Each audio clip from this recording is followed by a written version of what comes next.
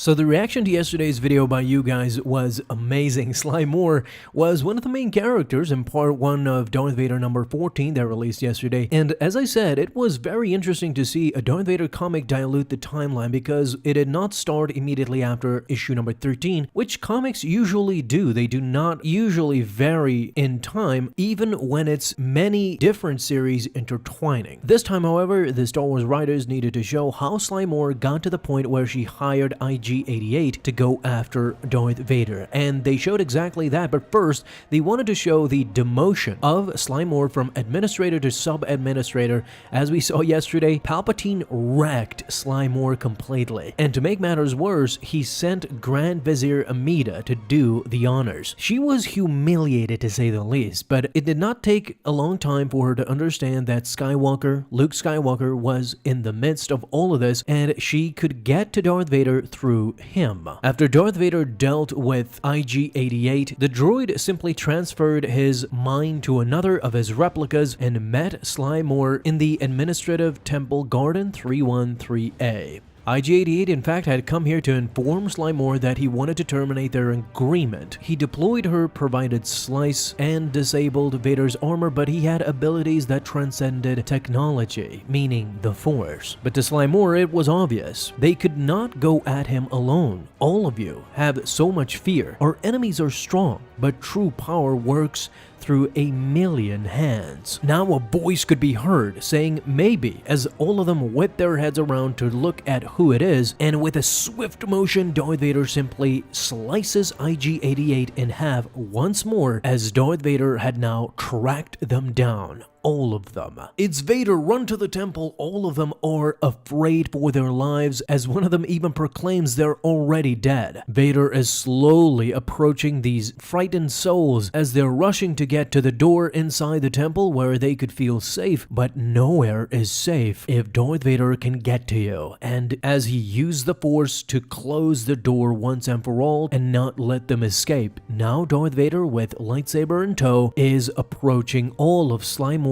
secretive Illuminati members. As if having a trick up her sleeve, Sly Moore reveals her device that she handed to IG-88, trying to slice Darth Vader's mechanics again. As she sends an electrical impulse, thinking Darth Vader is frozen at that moment, she orders all of her followers to shoot as he is frozen. But for Darth Vader, it was a simple trick. He again disabled all her systems and used the Force to block all of their blasts. The poor members tried their best, but they couldn't even come close to the Dark Lord of the Sith. As now, one by one, the carnage had started. Darth Vader started slicing through all of them, and in the end, only Sly Moore remained. She clicked the button trying to slice Vader's armor, but it was to no avail. For Vader, it had no effect. IG-88 already used that trick, Umbaran, said Ochia Bestoon. Did you think Lord Vader wouldn't have fixed that vulnerability? An angry Sly Moore now raises her hand again. No matter, says the administrator, your master was once mere flesh. As slowly we realize that Sly Moore is using her Force sensitivity to force choke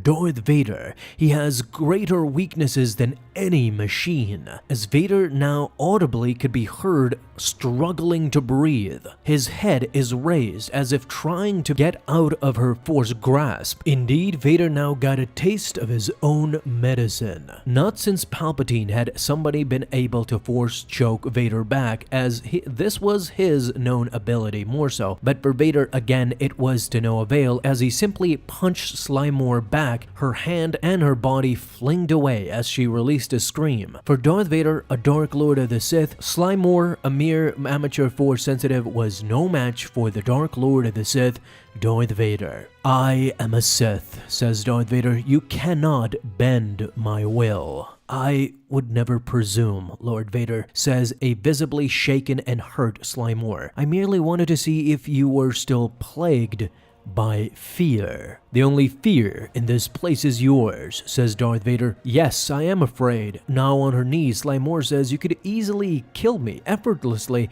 but that would do nothing to save you from Skywalker. Now Vader's curiosity is at a high. What do you know of Skywalker, says Darth Vader. Only he can displace you in the Emperor's favor. Sly Moore already had figured it out, but for Vader, again, he reassures her that he is weak and he will die if he would dare fight you. But what good is all your strength if you cannot find him? Now Sly Moore is being coy, approaching a small golden box where she ultimately opens it in the presence of Darth Vader, telling him that Solo is the key, Skywalker's friend, frozen in carbonite. Skywalker will follow him wherever he goes. And now someone is selling Solo. But if you try to secure him, the Emperor will know your plans. On the other hand, if I secure him for you, as she now reveals a datapad with the Crimson Dawn's logo adorning it. It is made apparent that she is trying to make herself valuable to Darth Vader in order for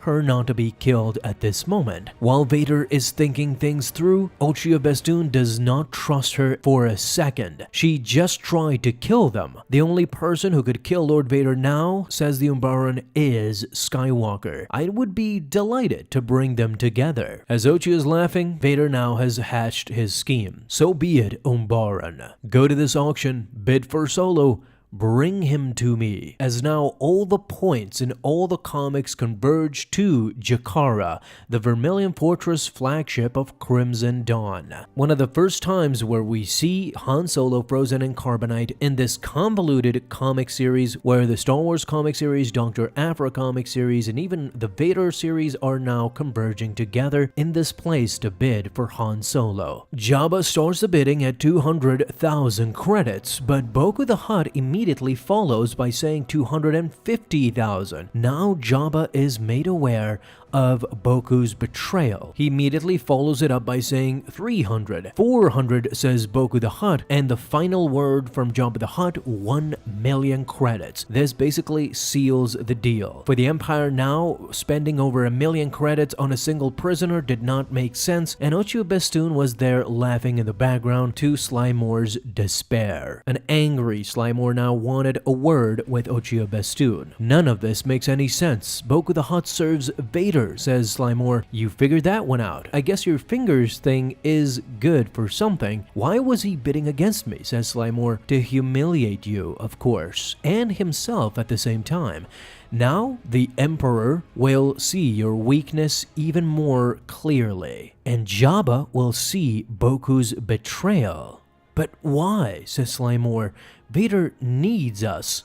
You still don't get it, as an Imperial shuttle now lands outside of the Crimson Dawn flagship. One of the receptionists is trying to tell them that an Imperial contingent had already arrived, and we don't have any record of additional guests, but all of a sudden we can hear a struggling to breathe, and we know what that is all about. Darth Vader had finally arrived. You were really only right about one thing, Umbaran, says Ochia Bestoon. If you worms could unite, you would be so powerful. But why would Vader let that happen? As we can see all the guards of the Crimson Dawn being flinged up in the air as Vader is crushing all of them in one piece, as he has now crashed the party together with Death Troopers, as we see in the background. He is about to wreak havoc on everybody in here, including possibly capturing the frozen carbonite body of Han Solo, which would make things even more interesting now, knowing that Luke might have met Darth Vader possibly earlier than what we see in Return of the Jedi, him fighting Darth Vader with his green lightsaber. We could theoretically see a duel between Luke Skywalker and his yellow gold lightsaber and Darth Vader and his red blade. This is, of course, the most intriguing notion that I took from this comic, is that the future possibilities are now numerous and interesting at the same time. So what do you think will happen in future comic series? I'll be sure to cover those as soon as they are released, so be sure to subscribe for daily videos like this. Leave a thumbs up if you enjoyed. Now you have an awesome day, Star Wars fans. I'll see you in the next video, and may the Force be with you. Until then.